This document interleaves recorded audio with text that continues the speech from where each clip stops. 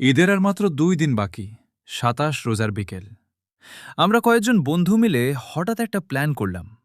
আজকে একটু ঘুরতে যাওয়া যাক, আর সাথে ইফতারটাও বাইরে করা যাক। ঠিক হলো, বায়তুল মুকাররম। সবাই মিলে রওনা দিলাম বাসে করে। বাসের জানালা দিয়ে আসা ঠান্ডা হাওয়া, রাস্তার ব্যস্ততা, আর আমাদের ছোট ছোট হাসি আনন্দ। মনে হচ্ছিল এই ছোট্ট যাত্রাটাই যেন একটা সুন্দর গল্প হয়ে যাচ্ছে। কিছু সময় পর আমরা পৌঁছে গেলাম ঢাকার সেই পরিচিত জায়গায়, গুলিস্তান। আর আমাদের গন্তব্য বায়তুল মুকাররম।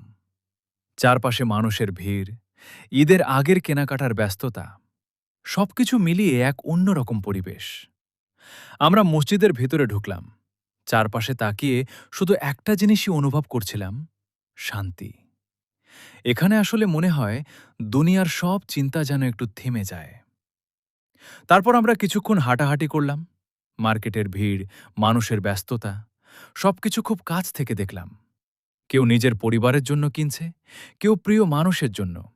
আর আমরা আমরা শুধু মুহূর্তগুলো জমা করছিলাম স্মৃতির মধ্যে। বন্ধুদের সাথে এই সময়গুলো আসলে খুবই স্পেশাল। ধীরে ধীরে সময় হয়ে আসলো ইফতারের। সূর্যটা আস্তে আস্তে ডুবে যাচ্ছিল। চারপাশে একটা নীরবতা। আমরা সবাই একসাথে বসে পড়লাম, হাত তুলে দোয়া করলাম, মনের সব কথা আল্লাহর কাছে বললাম। সেই মুহূর্তটা কেমন যেন শান্ত, গভীর আর অন্যরকম।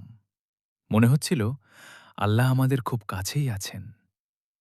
তারপর আমরা ইফতার নিতে হাঁটতে শুরু করলাম। খুব সাধারণ কিছু খাবার, কিন্তু সেই মুহূর্তটা ছিল অসাধারণ। কারণ আমরা একসাথে ছিলাম, একসাথে বসে ইফতার করা, একসাথে হাসা, একসাথে সময় কাটানো। এই ছোট ছোট জিনিসগুলোই আসলে জীবনের বড় সুখ। আজকের দিনটা হয়তো খুব সাধারণ একটা দিন, কিন্তু আমাদের জন্য এটা একটা স্মৃতি, একটা অনুভূতি, যেটা অনেক দিন মনে থাকবে। হয়তো ভবিষ্যতে আমরা সবাই আলাদা হয়ে যাব, ব্যস্ত হয়ে যাব নিজেদের জীবনে, কিন্তু এই দিনটা, এই মুহূর্তগুলো, এই ইফতার, এই হাসিগুলো কখনোই ভুলে যাওয়া